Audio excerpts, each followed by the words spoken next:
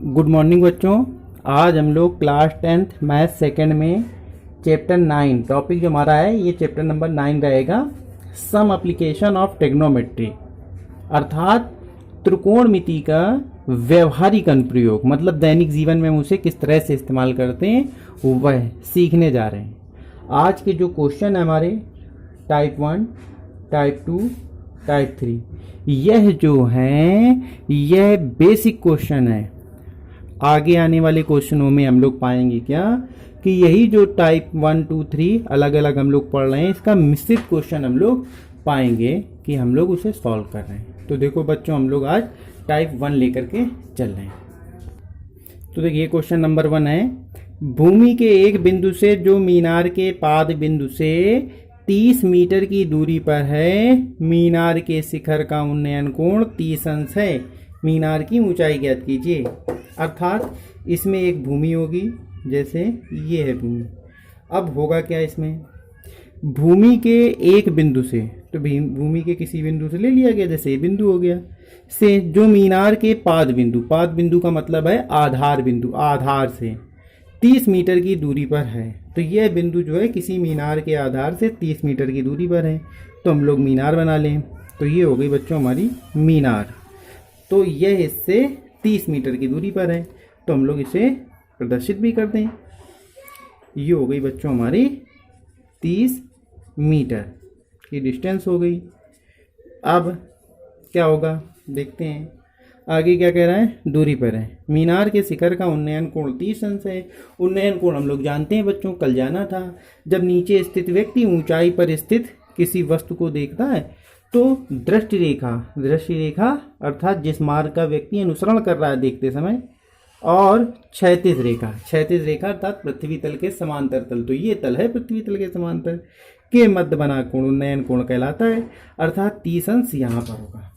मीनार की ऊंचाई ज्ञात कीजिए। यह मीनार है, इसकी ऊंचाई बतानी है। तो बच्चों ये ए पॉइंट हो गया, ये बी पॉइंट इसे लिख दिया, ये सी लिख दिया। ठीक है, ये मीनार की ऊंचाई हमने मान लिया कि h है। इसी h का मान हमको ज्ञात करना है। जैसे ही हम h का मान बता देंगे वैसे ही हमारा आंसर हो जाएगा। देखो बच्चों कैसे हल करते हैं इसे हम। हाँ तो बच्चों हमने मान लिया है, माना मीनार की ऊंचाई h है, तो त्रिभुज ABC में, तो जब हम त्रिभुज ABC में जाएंगे तो हम देख रहे हैं क्या, यह मीनार यहाँ पर लंबवत खड़ी होगी। अब हम देख रहे हैं क्या, यह हमारी अज्ञात भुजा है और यह आधार हमारी ज्ञात भुजा है। तो हम लोग क्या करेंगे, इस अज्ञात भुजा और ज्ञात भुजा में संबंध स्थापित करेंगे। इस कोण के लिए भुजा है लंब और ये भुजा है आधार। तो त्रिकोणमिति वाले चैप्टर में, क्योंकि ये त्रिकोणमिति का व्यवहारिक अनुप्रयोग है ना, उस चैप्टर में हम लोग लंब और आधार में संबंध कैसे प्राप्त करते थे, वह हम लोग tan निष्पत्ति के माध्यम से प्राप्त करते थे। तो अर्थात हम यहाँ पर आज लिख सकते हैं tan 30 डिग्री इक्वल हो जाएगा लंब के रूप में आपका हो जाएगा BC, या फिर रख दिया जाए H। तो चलो हम H रख देते हैं। आधार की जगह पर हम लोग रख सकते हैं AB रख दें, या फिर हम लोग क्या कर दें 30 मीटर कर दें। तो ये हो गया 30 रख दिया गया। tan 30 का मान हम लोग जानते हैं 1/√3, पिछले चैप्टर में पढ़ा था त्रिकोणमिति में। ये व्यवहारिक अनुप्रयोग है, यहाँ पर त्रिकोणमिति प्रचुर मात्रा में इस्तेमाल होगी। तो h अपान हो जाएगा 30, ये 30 इधर इंटू में चला जाएगा, तो हमारे पास आ क्या जाएगा, h इक्वल, ये 30 इधर इंटू में जाएगा तो 30/√3। इस √3 का ऊपर गुणा और √3 का नीचे गुणा, क्योंकि हम हर से रूट खत्म करना चाहते हैं। तो देखो बच्चों क्या बनेगा, 30√3 बन जाएगा, अपान √3 इंटू होगा तो 3 हो जाएगा। इस 3 से 30 को कैंसिल करोगे तो h इक्वल हो जाएगा tan√3। तो हम लोग लिखेंगे क्या बच्चों, अतः मीनार की ऊंचाई tan√3 मीटर होगी या है। ये हो गया हमारा बच्चों उत्तर। ठीक है, इस क्वेश्चन पे हमने मीनार की ऊंचाई निकालना सीखा। अगले क्वेश्चन में हम लोग ये आधार निकालना सीखेंगे, फिर अगले वाले तीसरे क्वेश्चन पे उन्नयन कोण निकालना सीखेंगे। तो चलो चलते हैं हम लोग बच्चों अब आधार निकालने के लिए क्वेश्चन नंबर 2 पर। हाँ तो बच्चों हम लोग टाइप 2 ले रहे हैं क्वेश्चन। सूर्य के प्रकाश में 45 मीटर ऊंची ऊर्ध्वाधर मीनार के शिखर का भूमि के किसी बिंदु से उन्नयन कोण 30 अंश हो तो बिंदु के मीनार से दूरी ज्ञात कीजिए, मतलब इस बिंदु की मीनार से दूरी बताइए। मतलब क्या है, सूर्य के प्रकाश में 45 मीटर ऊंची ऊर्ध्वाधर मीनार के शिखर का, तो यह हो गई बच्चों हमारी ऊर्ध्वाधर मीनार, जो कि है क्या इतनी 45 मीटर। अब हमको ऊंचाई दे रखी है। भूमि के किसी बिंदु से उन्नयन कोण 30 अंश हो, तो मतलब इसको जो है भूमि के किसी बिंदु से देख रहे हैं, तो ये मीनार का आधार है, तो भूमि इसकी इस तरीके से ये हुई। अब इसमें है क्या चीज़, भूमि के किसी बिंदु से, तो हम उस बिंदु को हमने जैसे ये ले लिया, तो ये बिंदु हमारा जैसे मान लो ये स्थित है, इससे इतनी दूरी पर, वो हमने डार्क कर दिया।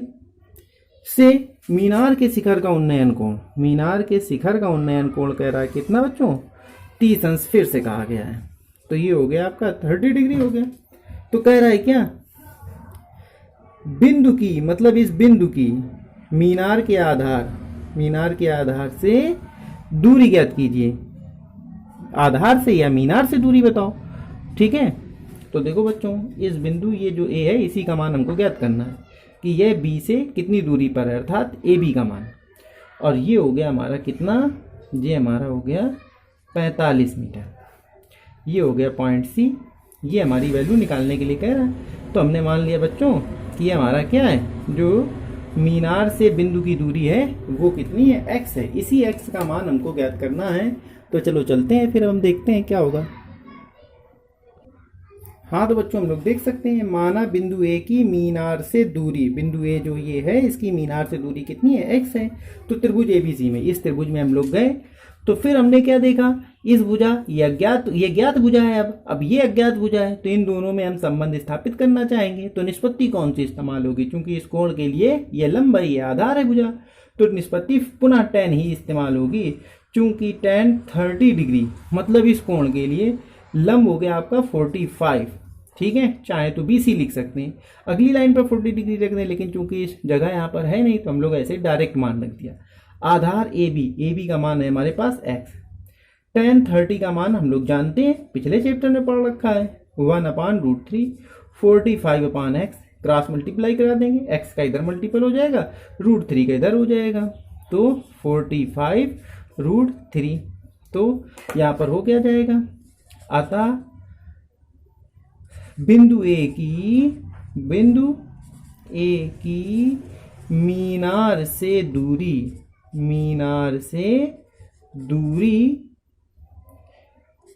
45√3 मीटर है।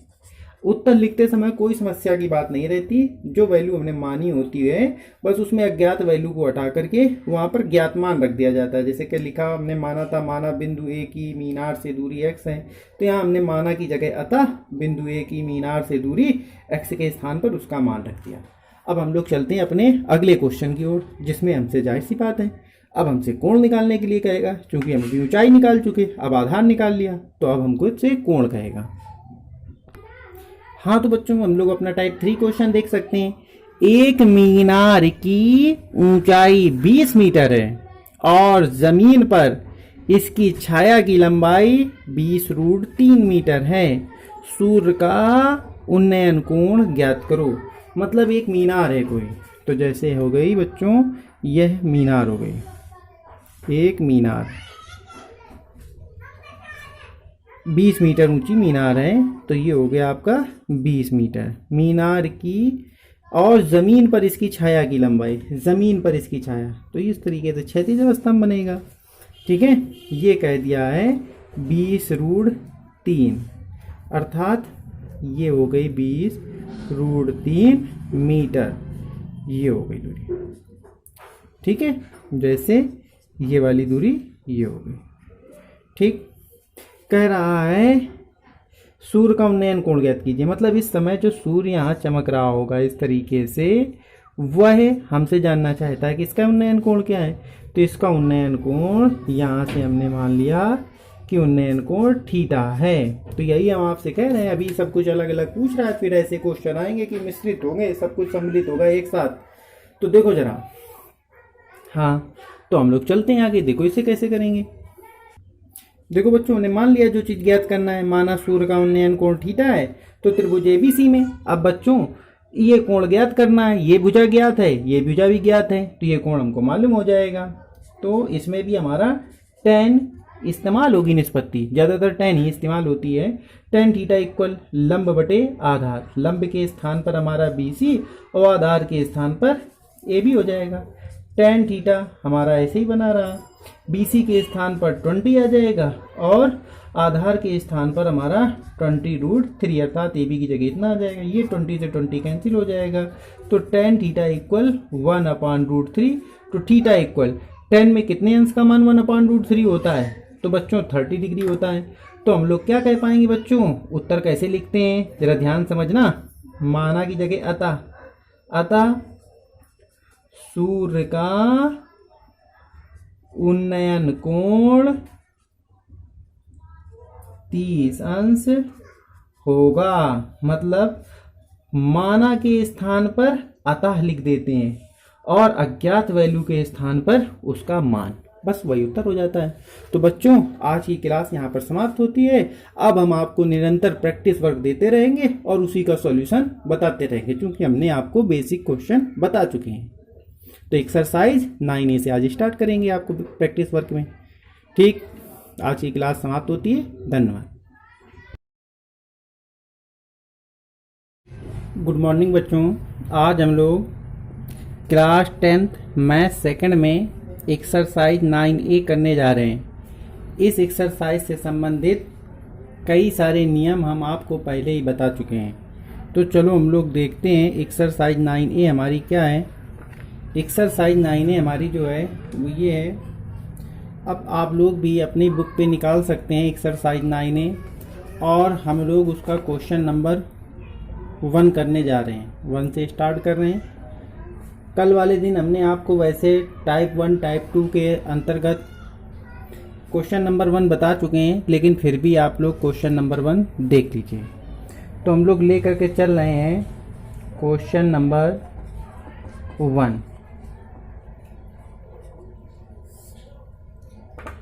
ठीक है, तो देखते हैं हमारा क्वेश्चन नंबर 1 क्या है।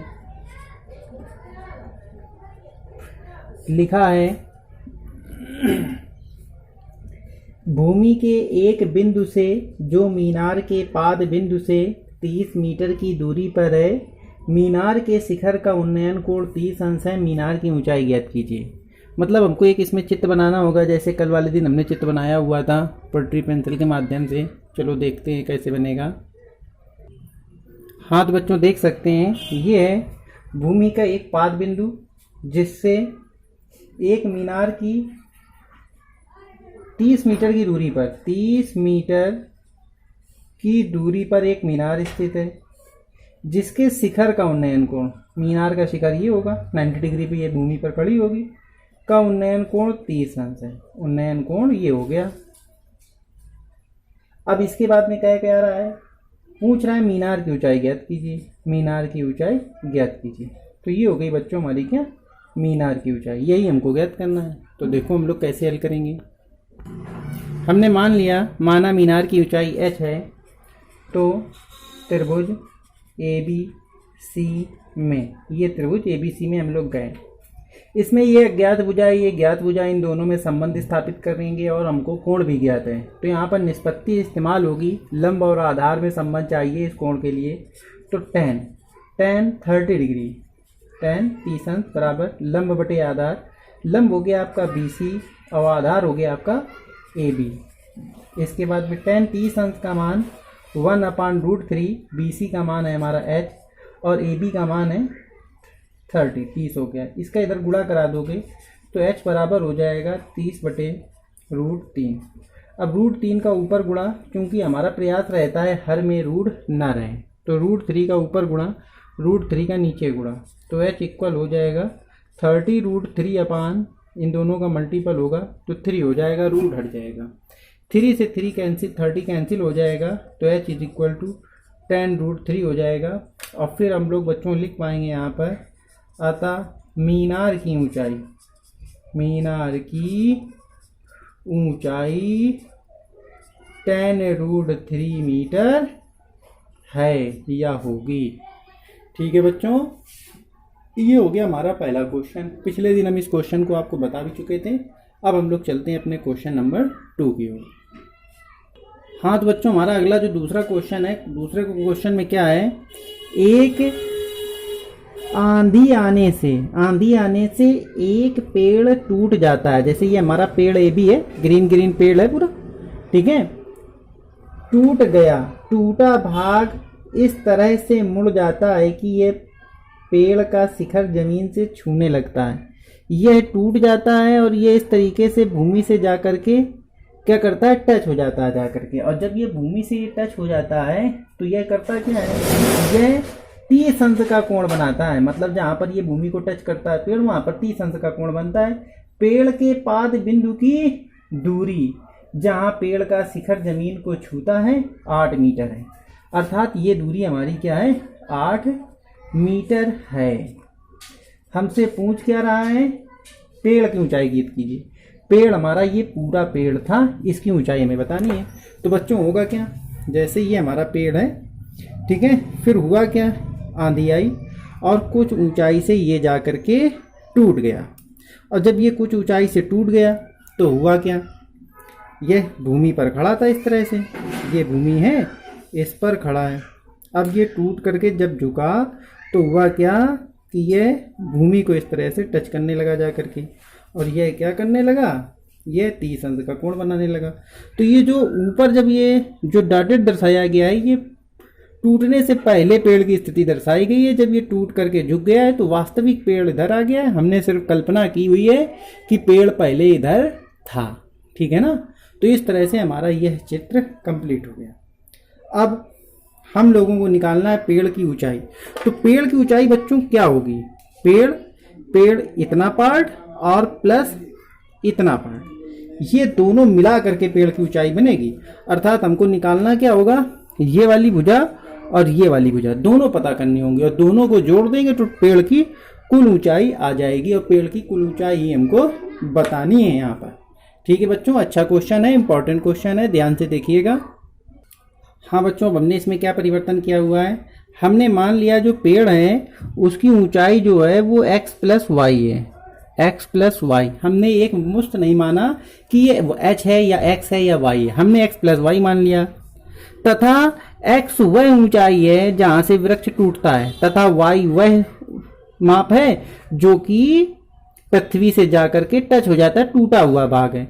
वही हमने यहाँ नीचे लिख दिया है। माना पेड़ ए बी की ऊंचाई x प्लस वाई है, जहां x टूटे स्थान की आधार से दूरी तथा y टूटे पेड़ जो कि झुक गया है की माप है। मतलब x क्या है, वह स्थान है जिसकी आधार से दूरी बताई गई है, तथा जो पेड़ टूट करके झुक गया है उसकी माप को y बताया गया है। अब इसी x और y के माप अगर हम ज्ञात कर लें, उसे जोड़ दें तो हमें वृक्ष की ऊंचाई मालूम हो जाएगी। तो चलते हैं बच्चों आगे। अब बच्चों हम लोग इसे सॉल्व कर रहे हैं, हमें x और y की वैल्यू निकालनी है। तो देखो, तो बाकी हमने यहाँ पर साफ कर दिया है क्योंकि आप समझ सकते हो हमारे पास बोर्ड की कमी है थोड़ी, ठीक है। तो त्रिभुज बी डैश ए सी में, ये बी डैश क्या है, जब ये शीर्ष टूट करके बी यहाँ पर आ जाता है ना, तो हमने उसे बी कहा है, यहाँ पर हमने मान लिया यहाँ आ जाएगा तो बी डैश कहलाएगा। में हम इस त्रिभुज में गए, वही पुराना कार्य हम क्या कर रहे हैं, हमें x का मान अगर हम पहले निकालना चाहें तो हम इस कोण और इस भुजा को सम्मिलित कर लें, ठीक है। तो चूंकि एक निष्पत्ति दो भुजाओं तथा एक कोण में संबंध देती है और इन तीनों में कोई एक चीज आप अज्ञात कर सकते हो, तो हम इस भुजा को अज्ञात किए दे रहे हैं, ये ज्ञात भुजा हो जाएगी और ज्ञात कोण हो जाएगा।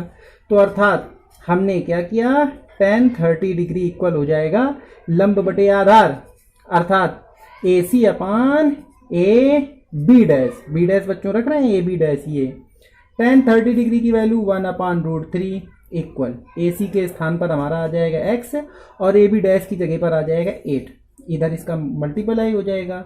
तो ये वैल्यू बन जाएगी हमारी 8/√3 मीटर।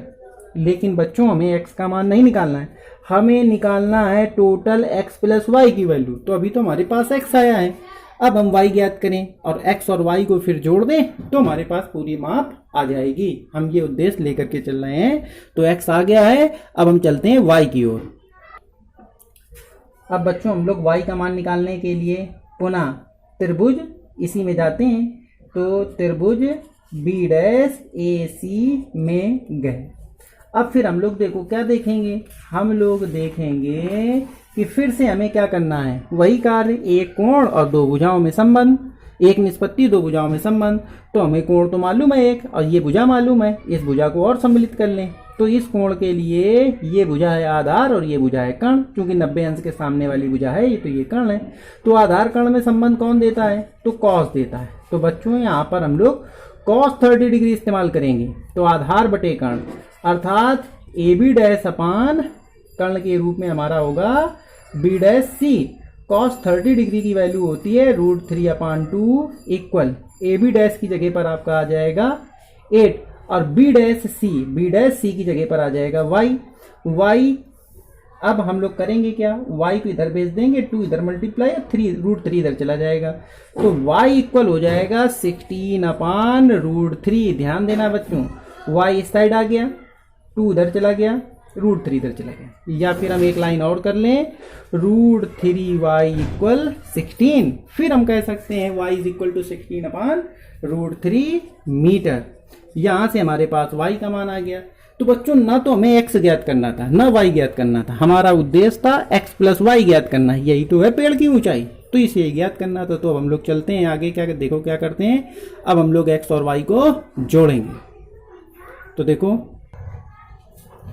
चूंकि पेड़ की